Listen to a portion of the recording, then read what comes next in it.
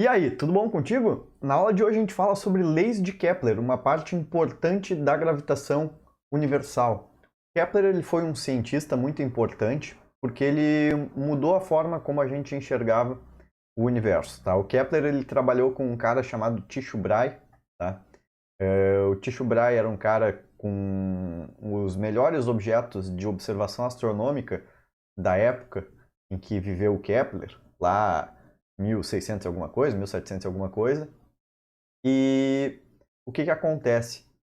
Esse Tycho Brahe, ele fez uma série de observações e teve uma série de dados obtidos através desse laboratório dele, que tinha um monte de objetos lá, sextante, um monte de coisa para medir posições dos astros.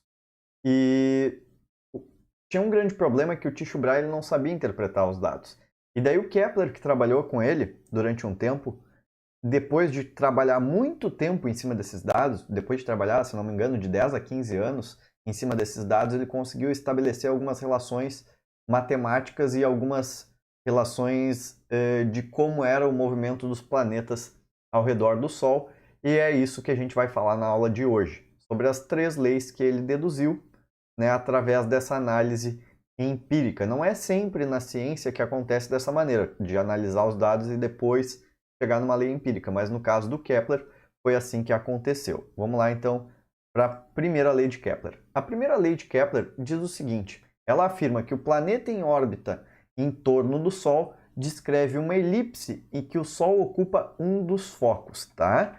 Então é isso. Basicamente a primeira lei de Kepler, ela é uma lei que diz como é que vai ser o movimento do planeta ao redor do Sol. E aqui eu trago para ti um simulador, tá, de uma universidade americana que mostra a órbita de alguns planetas e a gente pode fazer algumas modificações ali para tu entender bem o que é uma elipse, tá? A primeira coisa que eu quero que tu te dê conta é no seguinte, ó.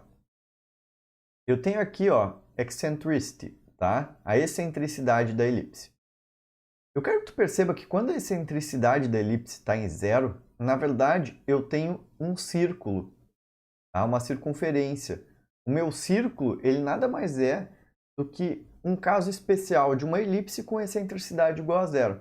Agora, quando eu for achatando essa elipse, ou seja, quando eu for aumentando a excentricidade, tu vai vendo que ela vai tomando formato mais achatado. Quanto maior a excentricidade, mais achatada ela vai ficando.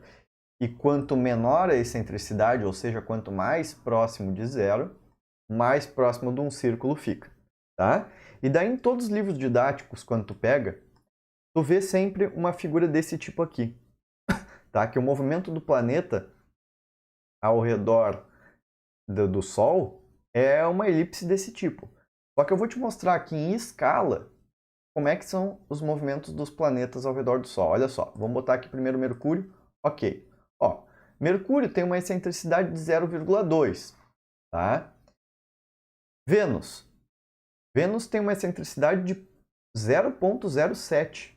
Ou seja, a órbita de Vênus é uma elipse? Posso afirmar isso? Posso afirmar. Mas é uma elipse com uma excentricidade muito pequena.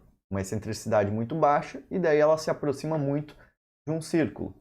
A Terra tem uma excentricidade de 0,017. Tá? Esses dados tu não precisa saber de cabeça, eu só estou te mostrando para tu observar. E daí tu vai vendo todos os planetas, tu vai vendo que as excentricidades elas são muito pequenas. Ó, Saturno, Urano, Netuno, né? E aqui aparece também o Plutão como planeta, né? E a excentricidade já é um pouquinho maior aqui de Plutão.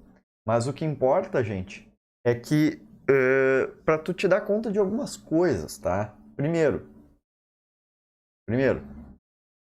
e não é nada parecido com isso daqui, a órbita real dos planetas, tá? É muito mais parecida com um círculo, certo? Então eu quero que tu, em primeiro lugar, te dê conta disso daí. Muito bem. A segunda lei de Kepler, o que fala? Uma linha unindo um planeta ao Sol varre áreas iguais em intervalos de tempos iguais. E daí a gente vai ver outra simulação que mostra que essa linha unindo o planeta ao Sol, vai varrer áreas iguais em intervalos de tempos iguais. Muito bem. Aqui nessa mesma simulação, eu vou botar aqui, ó, segunda lei de Kepler. E daí eu vou deixar bem exagerado, tá, gente? Essa elipse para ficar mais claro. Então ela vai varrer áreas iguais em intervalos de tempos iguais. Olha bem, eu vou dar aqui um Start Animation, tá? E daí eu observei durante um determinado intervalo de tempo. Vamos fazer o seguinte, vamos aumentar essa taxa de movimento aqui. Cliquei.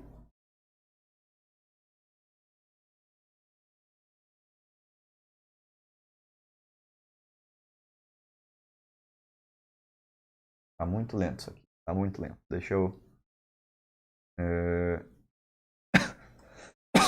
Deixa eu melhorar. Para ficar mais claro para vocês. Um pouquinho. Por que está tão lento? Aí. Agora. Muito bem. Assim eu acho que está mais claro, né? Primeiro eu quero que tu observe o seguinte. Ó, vou botar aqui, ó, Start Sweeping. Conseguiu perceber alguma coisa? Então tá. Não conseguiu perceber? Vamos aumentar um pouquinho a excentricidade. Aqui. Talvez assim. Tudo bem. E vamos botar aqui, ó. Start Sweeping. Start Sweeping. Tu vê que ele observa durante um período. E durante esse mesmo período, durante esse mesmo intervalo de tempo, ele faz a observação. Quando eu clico ali, ele começa a medir. E depois, quando eu clico de novo, ele começa a medir. Vamos lá. Observa bem. Ó, botei aqui, ó, Start Sweeping. Start Sweeping. Ele mede o mesmo tempo. Tanto aqui quanto aqui. Certo?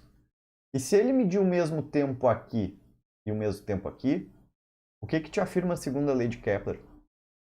Em intervalos de tempos iguais, o planeta varre áreas iguais. E, portanto, essa área aqui é igual a essa área aqui. A área é a mesma. Só que como essa base aqui, como esse tamanho é maior do que esse daqui, alguma coisa compensa, né? Essa altura desse triângulo é maior que a altura desse triângulo, para as áreas serem iguais. E eu quero que tu perceba outra coisa, que por esse motivo, como o intervalo de tempo para percorrer essa distância aqui e essa distância aqui é a mesma, se a gente está analisando o mesmo tempo e esse lado aqui, ele anda uma distância maior que esse lado aqui, o que isso está querendo me dizer? Está querendo me dizer que ele vai ter uma velocidade maior aqui próximo do Sol do que afastado do Sol. Ou seja, a velocidade máxima atingida por um planeta é quando ele está no periélio. E a velocidade mínima que ele atinge é quando ele está no afélio. Então isso é uma consequência da segunda lei de Kepler. O planeta está mais rápido quando está mais próximo do Sol e está mais devagar quando está mais afastado do Sol. Tá? Então essa é uma consequência importante da segunda lei de Kepler. E para finalizar, o Kepler também deduziu a terceira lei de Kepler, que é uma lei matemática, tá? Que é uma lei que relaciona o período com o raio médio da órbita de um planeta. O que é o período? O período é o intervalo de tempo que ele leva para dar uma volta completa ao redor do Sol. E o que é o raio médio da órbita? Né? É a distância média que o planeta está com relação ao Sol. Por que eu falo em distância média? Porque se for uma elipse, vai ter horas que ele vai estar mais próximo, vai ter horas que ele está mais longe. Então, se tu pegar a média, e é isso que quer dizer o raio médio, essa distância média que ele se encontra do Sol. E daí, o que acontece? Essa lei ela te diz o seguinte, que o período do planeta 1 elevado ao quadrado dividido pelo raio médio da órbita do planeta 1 elevado ao cubo vai ser igual ao período do planeta 2 elevado ao quadrado dividido pelo raio do planeta 2 elevado ao cubo, né? Onde o raio 2 é também um raio médio.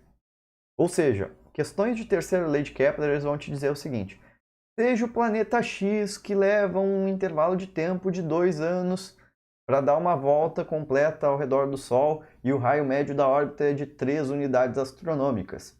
Sabendo que o planeta 2 leva 4 anos para dar uma volta completa, determine o raio médio da órbita desse planeta 2, desse planeta Y, né, em unidades astronômicas. Ou seja, ele vai sempre te dar o período de um planeta, o raio médio da órbita de um planeta, o período do outro planeta e pedir o raio médio da órbita desse outro planeta.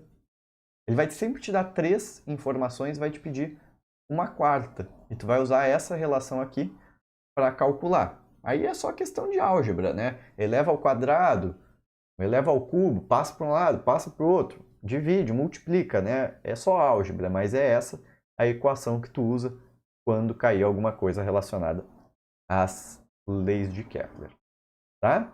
Geralmente são exercícios conceituais, né, de leis de Kepler, mas se cair alguma conta, vai ser relacionada automaticamente a essa equação aqui, tá bom? Um grande abraço para ti. Tchau, tchau.